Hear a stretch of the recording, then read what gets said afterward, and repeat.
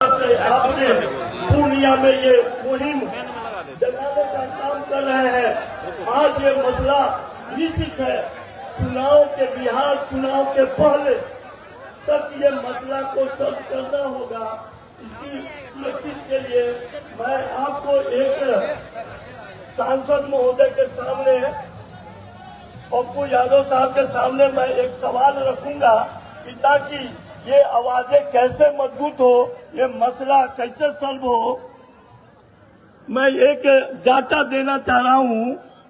यहाँ की 13 करोड़ की जनसंख्या लगभग 13 करोड़ 7 लाख है, जिसमें पिछड़े वर्ग BC क्लास का जनसंख्या 3 करोड़ 54 लाख है और उससे दबे कुचले जिसको टचेबल वर्ग कहते हैं, वंचित वर्ग कहते हैं, शोषित वर्ग कहते हैं, उनकी जनसंख्या 4 करोड़ 77 लाख 30 हजार के विरुद्ध और दलित की जनसंख्या लगभग 2 करोड़ 56 लाख है। और ये इस एरिया में ही कुछ ट्राइबल लोग हैं, यानी उनके टोटल बिहार की जनसंख्या ट्राइबल का 21 लाख है, 21,99,000 है। ये सारे लोगों का मसला जो है, इसको दबाने के लिए ये वक्फ बोर्ड पर बिल लाया जा रहा है ताकि लोगों को सेंटीमेंट उभर कर वक्फ बोर्ड के तरफ चला जाए। क्योंकि यहाँ एक लड़ाई बिहार सरकार ने एक सर्वे करके रिजर्वेशन दिया था 65% को कैप को। हम लोगों आवाज उठा रहे हैं कि तमिलनाडु के पैटर्न पर 69% वहाँ लागू है, 1 नेशन 1 रिप्रेजेंटेशन 1 आरक्षण। तो तमिलनाडु में जो 69% का रिजर्वेशन पॉलिसी है, बिहार की जननायक पूरी ठाकुर की जो धरती है, जिन्होंने 1952 से लेकर अभी तक जो संघर्ष किए, उनके लिए आज जो 65% का जो रिजर्वेशन लागू हुआ था, हाई कोर्ट ने रोकने का काम किया है। ये बहाना मिला है केंद्र की सरकार को।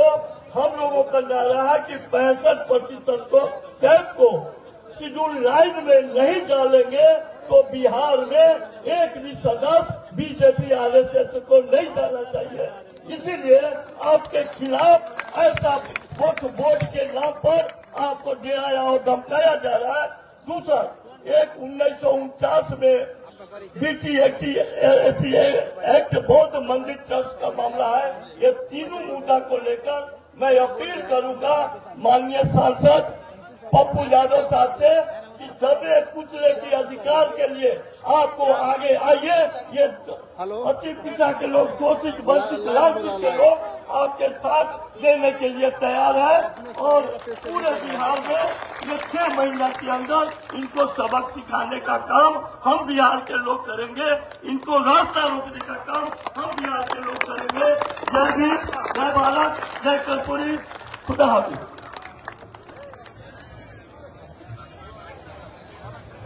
बहुत बहुत शुक्रिया आपका। अभी आपके बीच जिसका आप बड़े बेसब्री से इंतजार कर रहे थे और आप लोगों के अंदर एक सुस्ती सी छा गई थी, उस सुस्ती को दूर करने के लिए हमारे बीच हमारा आन और बान और शान हमारे पूर्णिया के सांसद श्री पप्पू यादव आपके सामने रूबरू होंगे। आप उनका पुरजोर तरीके से अपनी जोरदार तालियों से इस्तेमाल करें। पप्पू यादव जिंदाबाद, पप्पू यादव जिंदाबाद, SDPI जिंदाबाद, SDPI जिंदाबाद। जय भीम, नमो बुद्धाय, अस्सलाम वालेकुम और प्रणाम। हमारे अजीज नेता यहाँ मौजूद हैं। हमारे राष्ट्रीय नेता अभी प्लेन था उनका, वो चले गए। मंच पर सभी संघर्षशील जुझारू देश के विभिन्न राज्यों से आए हुए हमारे सम्मानित नेता, इस प्रदेश के अध्यक्ष जी, इस प्रदेश के महासचिव, सचिव, अन्य सभी सम्मानित साथियों, एक नेक और अच्छी शुरुआत आपने पूर्णिया सीमांचल कोशिश से आपने की है। हमारी बहनें बगल में बैठी हैं, इनकी तादाद के बगैर कुछ भी नहीं संभव। वैसे नहीं लगता है। दूर दराज गाड़ियों में, टेम्पो में लोग बैठे हैं। यहाँ जो लोग हैं, मेरे परिवार के लोग जो सुन रहे हैं, मेरे लिए आप राजनीतिक विषय नहीं है। मैं कोई राजनीतिक पॉलिटिकल विषय को लेकर के यहाँ नहीं आया हूँ। मैं अपने परिवार के बीच, जिसे मैं इंसान नहीं, किसी भी धर्म जाति मजहब के लोग क्यों ना हो, गरीब है, आम आदमी है, वो मेरे लिए ईश्वर अल्लाह भगवान की तरह है। आप सब लोग समाज और दुनिया बदलने की ताकत रखते हैं। आप हमें लड़ना, जीना, मरना, संघर्ष करना सिखाया है।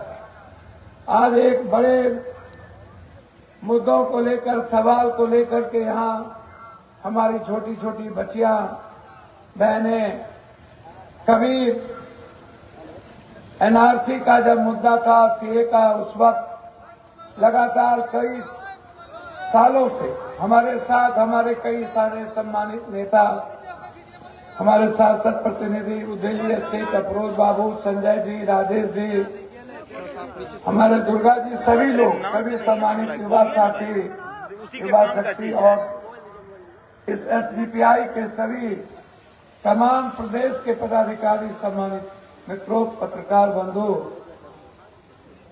मानवर, मैं सदन में कोई आज से नहीं, पूर्णिया की जनता ने, जब मैं हाफ पैंट पहनता था, तब इन लोगों ने एमएलए एमपी के रूप में देश में एक बड़ी आवाज दी। सवाल वक्त का नहीं है, सवाल इस देश के संविधान का है, सवाल इस देश के बाबा साहब अम्बेडकर का है, सवाल इस देश के पेरियार महात्मा फूले संत रविदास का है, सवाल इस देश के कबीर का है, सवाल इस देश के अब्राहम, दुनिया के अब्राहम लिंकन, महात्मा गांधी, अब्दुल गफ्फार हो, चाहे राजेंद्र बाबू हो, चाहे सरदार पटेल हो, चाहे नेहरू हो, जिन लोगों ने इस दुनिया में वसुधैव कुटुंबकम, एक स्वतंत्र विचार, एक स्वतंत्र समाज की कल्पना की थी, जिसमें सबकी आजादी, सबको जीने की आजादी, सबको मुस्कुराने की आजादी, सबको आर्थिक आजादी, सबके अपने अपने विचारों के साथ चलने की आजादी, यह हमारा संविधान ही नहीं, हमारा गीता, हमारा कुरान, हमारा रामायण, हमारी बाइबिल, हमारा ग्रंथ, ये जो दुनिया में हमारे राम, रहीम, नानक, बुद्ध, कबीर, वाल्मीकि, संत रविदास, मोहम्मद साहब, हजरत, जो लोग आए, दुनिया में कल्याण की बात किया, दुनिया में खुशियों की बात किया, कोई भी धर्म आए तो उन्होंने शोषण के खिलाफ काम किया, उन्होंने गलत नीतियों के, गलत विचारधारा के खिलाफ, आडंबर, अंधविश्वास, कर्मकांड, ऐसा विचार जो समाज को कमजोर करता हो, जो किसी विचार को कमजोर करता हो, जो किसी इंसानियत में फर्क करता हो, जो किसी समाज को, क्षेत्र को, भाषा को तोड़ता हो, तब तब समाज में हमारे बीच बड़े महापुरुष आए और उन्होंने दुनिया को जीने का एक सच्चाई का रास्ता दिया, और वही है हमारा संविधान, एक सच, एक ऐसा सच जिन्होंने मिनिमम रिक्वायरमेंट, फंडामेंटल राइट, हर व्यक्ति की स्वतंत्रता, उसके विचार, उसके धर्म, उसके मजहब, उसके रहने, उसके खाने, उसके जीने,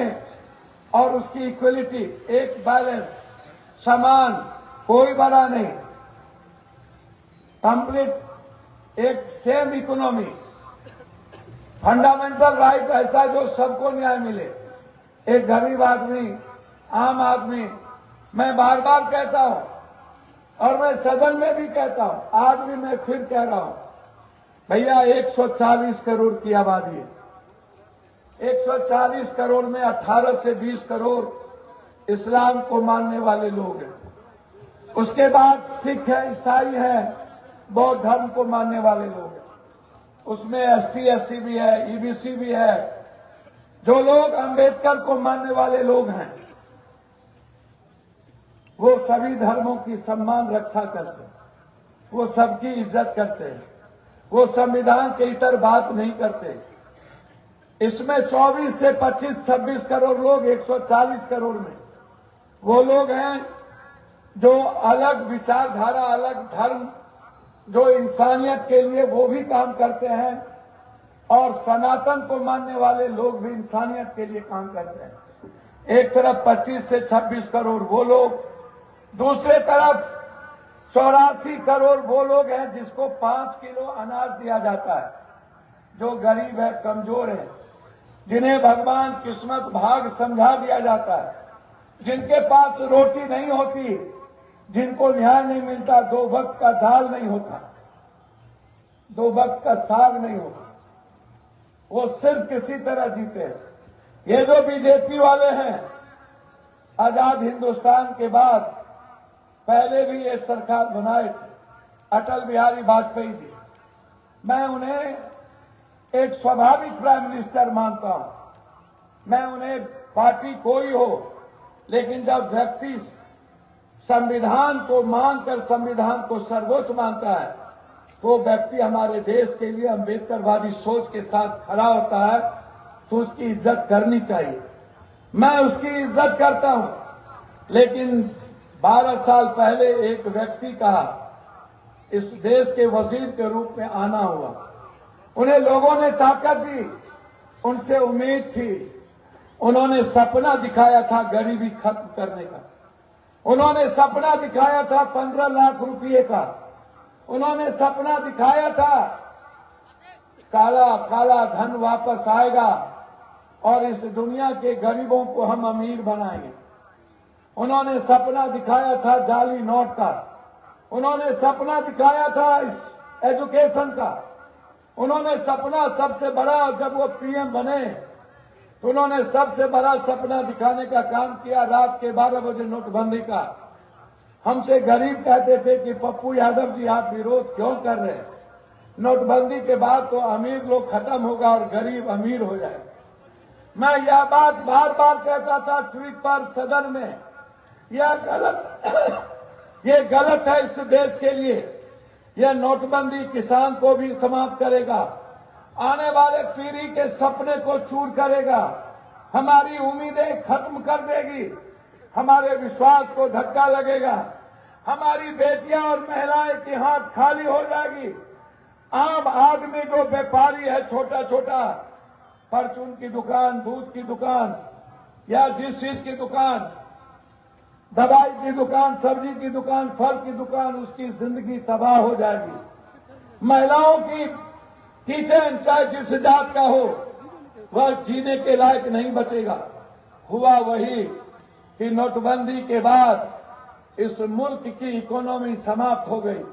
नोटबंदी के बाद लगभग आज तक में, मैं सदन में इस बार भी बजट में बोला, 3 सालों से पंजाब और हरियाणा के किसान तिल तिल करके मर रहा हो। 1400 से ऊपर किसान आत्महत्या कर लिया। नोटबंदी के बाद कितने लोग लाइन में मर गए। विदर्भ और बुंदेलखंड के किसान और आम आदमी आत्महत्या किया, जिसकी संख्या लगभग 3300 से ज्यादा। एक बार भी इस देश का वजीर नोटबंदी के बाद अपनी पीठ नहीं थपथपाई, ना इस देश के हिस्से में कोई रैली की कि मेरा ये नोटबंदी है, मैंने ये किया। कहा चला गया वो 56 इंच का सीना जब आपने नोटबंदी की थी और मुल्क की इकोनॉमी और मुल्क का बेरोजगारी खत्म हो रहा था। लगभग आपको आश्चर्य होगा, 13,000 फैक्ट्रियां बंद हो गई। 4 पॉलिसी इसकी याद करिए। जब ये आए किसी के घर में 1 रुपया नहीं गया, जाली नोट सरप्लस हो गया। लगभग 12-13 लाख करोड़ रुपया आज भी सरप्लस में है। 33 लाख हजार करोड़ रुपया आज भी जाली नोट के बाद सरप्लस में है। भाई नरेंद्र मोदी जी, ये रुपया किसके है? अदानी के? किसके? क्यों वो जाली नोट को आज तक आप इक्वल नहीं कर पाए? क्यों यह मुल्क पूरी दुनिया में खत्म हो गई? मेरे रुपये की वैल्यू पूरे दुनिया में खत्म हो गई। मेरा रेस्पेक्ट गिर गया।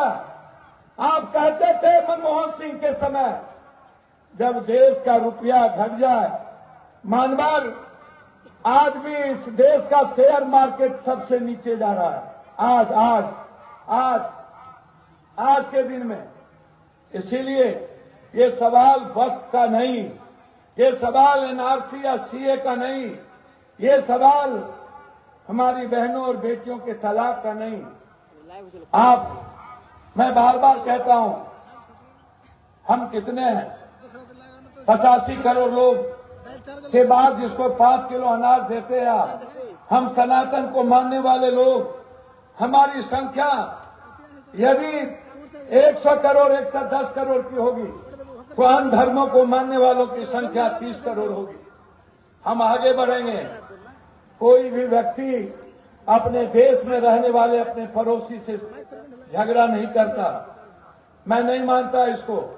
पप्पू यादव के गांव में यदि 2000 यादवों की संख्या हो, 100 किसी अन्य जाति की संख्या हो, वो कभी लड़ना नहीं चाहेगा। वो बर्दाश्त करके भी जीता है या फिर आगे बढ़ता है, जो पेशेंस रखता है। इस देश का मुसलमान कभी भी किसी सनातन या किसी गलत रास्ते चलने की बात या कोई धर्म नहीं करता है। मेरा मानना है कि कोई भी आदमी जब जिंदगी जीता है, जब बांग्लादेश या पाकिस्तान या किसी की बात आती है, मैं सदन में कहता हूं कि बांग्लादेश किसने बनाया? हमारे ही देश के वजीर इंदिरा गांधी के कारण आज हमें गर्व होता है। हमारा देश का सबसे सच्चा दोस्त बांग्लादेश था, लेकिन आज हम बांग्लादेश जाते हैं काम करने के लिए, हमें बांग्लादेश के लोग अपने परिवार के तरह, माँ और मौसी के तरह देखता है। लेकिन जब बांग्लादेश के लोगों को बांग्लादेश के परिवार भगा देते हैं तो हम उसको रहियान कह करके गलत तरीके से हम इस्तेमाल करते हैं कि ये बांग्लादेशी है। काम तो हम भी करते हैं, हम बांग्लादेशी नहीं हो सकते। हमारे ही मुल्क के लोग हैं वहां, हमारे ही मुल्क के लोग काम करते हैं यहां। आप नियम बनाइए। हमारे यहां से लगभग 8 लाख लोग भारतीय हर बार छोड़ देता है, हर साल। इस बार 8,90,000 इंडियन भारत को छोड़ के चला गया कि मैं इस भारत के मुल्क में जीने के लायक नहीं हूं, क्योंकि इस भारत को संविधान पर भरोसा नहीं है, हमें काम करने के तरीके पर आजादी नहीं है। वो 8 लाख कोई मुसलमान नहीं था, वो सनातन को मानने वाले लोग थे। नरेंद्र मोदी जी क्यों चले गए? मैं आपसे पूछना चाहता हूं, कौन है ये 8 लाख वो सनातन जो अपना व्यापार छोड़ के चला गया? मोदी जी जो अपना सब कुछ छोड़ के चला गया। मोदी जी याद कीजिए कोरोना, याद कीजिए वो वक्त जब आपने सबसे ज्यादा हमला किया सनातन के लोगों पर, पूर्वांचल पर, बिहार पर, अन्य राज्यों पर। जब हमारी फैक्ट्रियां बंद हो गई, जब हमारे किचन बंद हो गए, आपने हमको 3200 किलोमीटर बिहार जबरदस्ती पैदल चलने पर मजबूर कर दिया। वो मुसलमान नहीं था, वो सनातन को मानने वाले लोग थे। मोदी जी वो मुसलमान नहीं था। मोदी जी आप मुसलमान के कितने विरोधी हैं सियासत के लिए, वो तो दुनिया देख चुकी। जब आप बांग्लादेश जाते हैं तो आपको मोहब्बत शेख हसीना से होती है, और जब भारत आते हैं तो मेरी बेटी से नफरत हो जाता है। मोदी जी जब आप गल्फ जाते हैं दुनिया में, जब विकास की बात आती है तो पूरा दुनिया गल्फ कंट्री भारत के लिए खड़ा होता है, तब वहां आपकी शीश झुक जाती है। और जब आप भारत आते हैं तो मुसलमानों से आपको नफरत पैदा हो जाता है। बारे मोदी आप कौन सी बात करते हैं? कौन सा रंग है आपका? आप मुसलमानों के मिसाइल के खिलाफ नहीं है मोदी। आप मुसलमानों से सिर्फ नफरत चाहते हो, सिर्फ सियासत के लिए, ताकि मुसलमान भाई कुछ बोले। मैं आपसे पूछना चाहता हूं, मोदी जी, मुसलमान ने अपने लिए आरक्षण कभी नहीं मांगा, कभी नहीं मांगा। आपने आरक्षण किसका खत्म किया, मुसलमान का या दलित एसटी एससी का? मोदी जी, वो मुसलमान नहीं थे, सनातन के लोग थे जो बाबा साहब अम्बेडकर से बेइंतहा मोहब्बत करते हैं और बुद्ध के रास्ते चल के सारे धर्मों की इज्जत करना चाहते हैं। आपने इस मुल्क में सबसे पहले हमला किया एसटी एससी पर। मुसलमान का तो आप कुछ नहीं बिगाड़ पाए मोदी जी, लेकिन आपने पप्पू यादव, पप्पू पासवान, पप्पू राम, पप्पू भुइया, पप्पू धोम, पप्पू तमार, पप्पू नुनिया, पप्पू चंदवंशी, पप्पू कहार, पप्पू तुम्हार, पप्पू कुम्हार, पप्पू गंगोत्री, पप्पू निषाद, पप्पू बीन, पप्पू मलाह, पप्पू पासवान, पप्पू मुसर, पप्पू राम, पप्पू कोयली, पप्पू पूर्वी की जिंदगी आपने छीन ली। आपने मेरी नौकरी छीन ली, आपने मेरा आरक्षण छीन लिया, आपने मेरी इकोनॉमी छीन ली, आपने मेरा मंडल कमीशन छीन लिया, आपने मेरी जाति जनगणना छीन ली, आपने मेरी किसानी छीन ली, आप हमारी पढ़ाई छीन ली। आज हम लड़ रहे हैं आरक्षण के लिए। अभी हमारे मित्र 69 तमिलनाडु मित्र हमारे कह रहे थे 69। मैं धन्यवाद देना चाहूंगा एसडीपीआई के लोगों को कि आप बेंगलोर और तमिलनाडु में जिस ताकत के साथ पिछड़ों के साथ खड़े होते हैं, आप पर गर्व का विषय है और आप पर गर्व करना चाहिए। आप मुसलमानों की बात कम करते हैं और पिछड़ों की बात ज्यादा करते हैं। मुझे अच्छा लगता है जब स्टालिन 69% आरक्षण दिया तो मोदी जी आप उसके खिलाफ सुप्रीम कोर्ट चले गए। वो मुसलमान नहीं था मोदी जी, वो आदिवासी था। मोदी जी, जब आप छत्तीसगढ़ में 3200 युवा को गोली से भुजवा दिए, वो मुसलमान नहीं था, वो आदिवासी था, आतंकवादी कह करके। मोदी जी, आपकी पहली बार सरकार बनी, नवीन पटनायक को हट के जब आपने सरकार बनाया, इतने कम दिनों में आपकी पुलिस ने 1300 पप्पू यादव के बच्चों को गोली मार के खत्म कर दिया। वो मुसलमान नहीं था, वो एसटी एससी और आदिवासी के बच्चे थे। आपने किसको आतंकवादी बनाया? आप किसको चाहते हो उग्रवादी बनाना? मोदी जी, कोई एक ऐसा शहर बताओ, कोई ऐसा घर बताओ जब आपका कोई 1 रुपया किसी दलित एसटी के घर में गया होगा। आपका हमला हम पर है ताकि मैं इन लोगों के साथ भगवान भगवान करता रहूं, बुद्ध की बात और संविधान की बात ना करूं। गोरी, कुम्हार, कमार, चमार, बैस, चौधरी, कलवार, शाह, नुनिया, जसवाल, या अपने अधिकार की बात ना करे या सिर्फ भगवान के अलावे दूसरी बात ना करे। इसीलिए आप कभी एनआरसी, कभी सीए, कभी तलाक, कभी सिविल कोड, कभी वक्फ। अरे मोदी जी, पढ़ो ना। संविधान के आर्टिकल में इस देश के मुल्क में सभी धर्मों को स्वतंत्र जीने का अधिकार दिया गया है। आप कैसे हमारे संविधान को छीनोगे? चाहे सिख हो, ईसाई हो, चाहे कोई मत हो। मैंने बजट में कहा, मानवर 3 लाख करोड़ से ज्यादा पैसा बाबाओं के पास होता है। ऊपर से लीजिए, ऊपर से लीजिए भैया। 169 लाख करोड़ रुपया कर्ज है भारत पर, और इन लोगों के पास 10 लाख हजार करोड़ से ऊपर धन रखा हुआ है। हम उसकी बात नहीं करते हैं। हम बात करते हैं सड़क पर उस व्यापारी से पैसा लेने की जिसके पास जीने के लिए कुछ नहीं बचा है कोरोना के बाद। इसीलिए मैं बस इससे ज्यादा आज कुछ नहीं कहूंगा। मैं सिर्फ इतना कहूंगा, इस मुल्क में जब से मोदी जी आए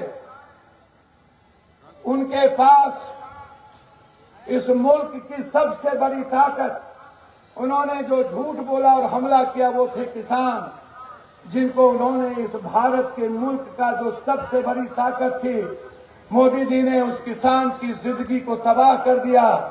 और आज खाद भी 400 साढ़े 400 रुपया में मोदी मिलता है। 56 इंच का सीना है तो खाद तो दिला दो 250 रुपया में, है औकात। आज किसान बर्बाद हो गए।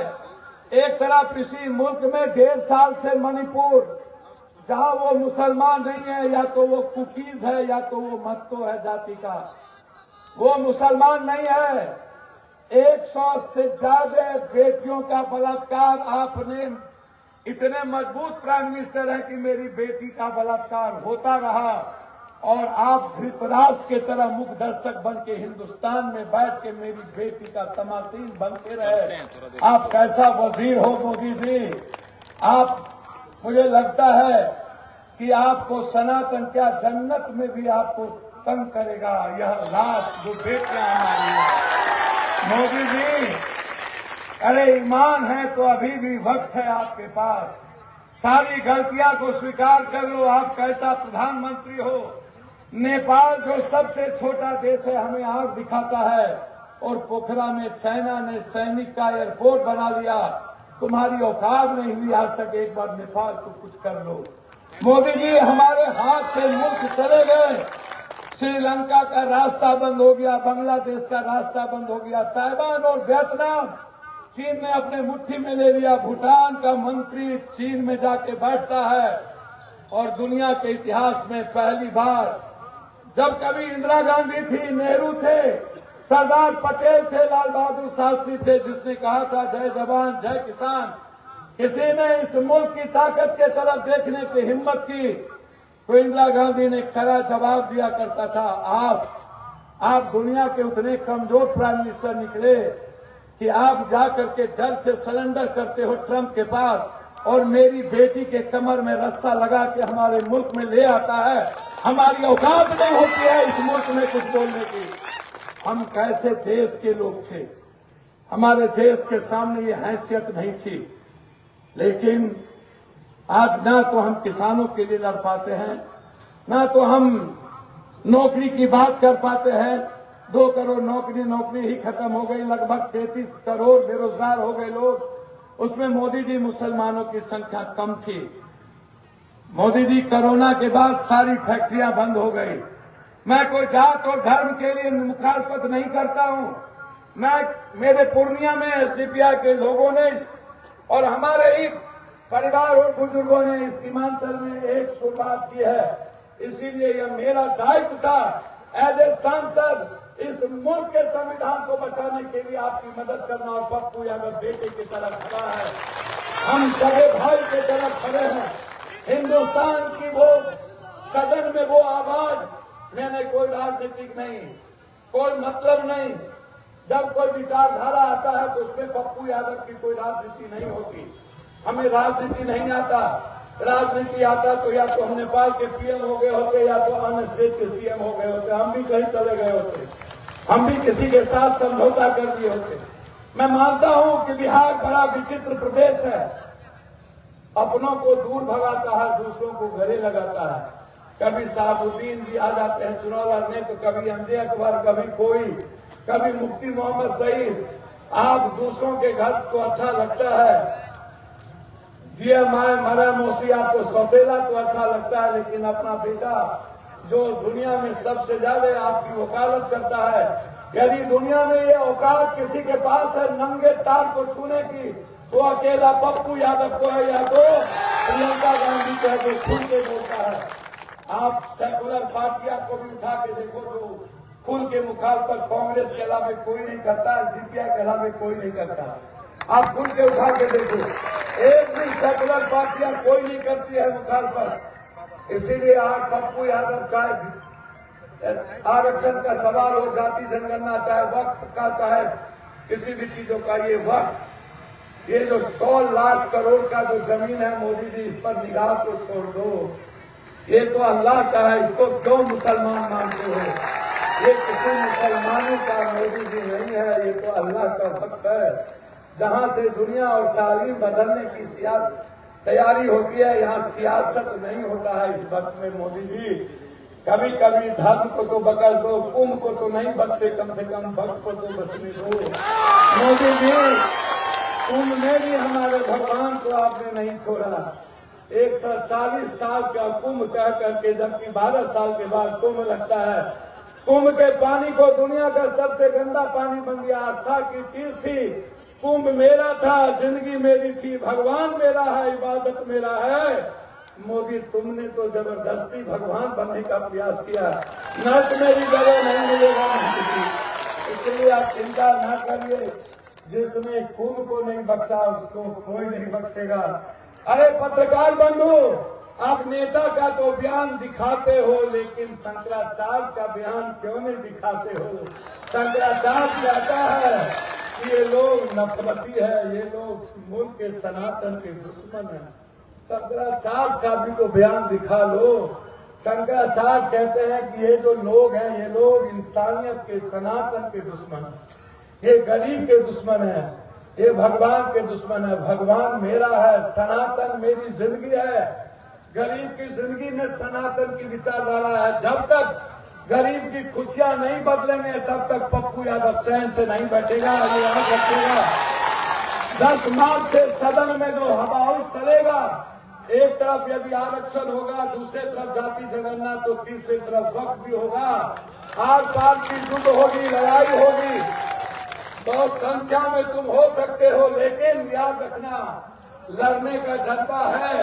संविधान से इतर यदि कोई कानून ला करके किसी भी विचारधारा को तुम खत्म करना चाहोगे, तो पप्पू यादव जैसे लोग जब तक जिंदा रहेगा, किसी एक जाति के भी विचार को खत्म करने की तैयारी नहीं हो सकती।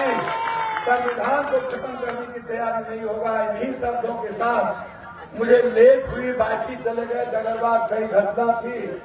मैं क्षमा मांगते हुए अपने राष्ट्रीय अध्यक्ष और अपने यहाँ के कमेटी के साथियों को मैं धन्यवाद देता हूँ। पूर्णिया के साथियों को धन्यवाद देता हूँ कि दूर आए, दुरुस्त आए। कहीं से तो शुरुआत हुई, एक बड़ी आगाज होना चाहिए था, लेकिन मैं आग्रह करना चाहूंगा, आप जहां भी मेरी बात सुन रहे हो, क्या किसी ने कोई दिक्कत नहीं थी। आज इस पूर्णिया की धरती पर वक्त के सवाल पर तिल में जगह नहीं रखना चाहिए। मैं मुसलमान भाइयों से कहना चाहूंगा, अरे मुसलमान भाइयों, आप तो लड़ना जानते हो, दलित और आदिवासी। भगवान बिरसा मुंडा के बाद यदि किसी के लड़ने और मरने का जज्बा किसी ने पैदा किया तो हजरत हुसैन ने किया। तो आपको दिखाना चाहिए था, आपको एक अच्छी शुरुआत थी। चलिए अब कम आए शुरुआत की, इसके लिए आपको बहुत बहुत धन्यवाद देते हुए मैं हृदय की गहराइयों से आप इस लड़ाई को अपने जिंदा रखो, सोशल मीडिया से इस लड़ाई को जिंदा रखो। आप इतनी आवाज दो कि दिल्ली की सल्तनत हिल जाए और उसको कान का पर्दा फटे और इसलिए आप सोशल मीडिया, इंस्टाग्राम के माध्यम से लड़ते रहो, यही मैं आपसे कहने आया हूँ। और जाइए आप अपने घर में जाके अपने बहनों से कहिए निकलना चाहिए था, अपने बुजुर्गों से कहिए निकलना चाहिए था। आगे जब रैली हो, बड़ी हो, तो आप अपने कामों को रोक देना और अपने जिंदगी के लिए याद रखना, यदि ये वक्त की ये जमीन इन लोगों ने यदि अदानी को दे दिया, तो कल मस्जिद और मदरसा की जमीन भी अदानी को दे देगा। याद रखना, आपकी सब कुछ भूल जाएगी। आप आज बचपना मत करना, आप में बचपना है, ये मैं आपको कह रहा हूँ। ये किसी पार्टी की नहीं है। जो विचारधारा को मानने वाले लोग हैं, इसको आज समझ लेना। और ये बात आपको देखने को मिलेगा, यदि हम लोग कमजोर पड़ गए तो आने वाला इतिहास नहीं बचेगा। बहुत बहुत धन्यवाद। अस्सलाम वालेकुम। आप सबको अल्लाह हाफिज। आप हमेशा खुश रहे, आपको ईश्वर अल्लाह हमेशा खुश रखे। आपकी जो ये ताकत है, यहीं से एक चिंगारी उठेगी।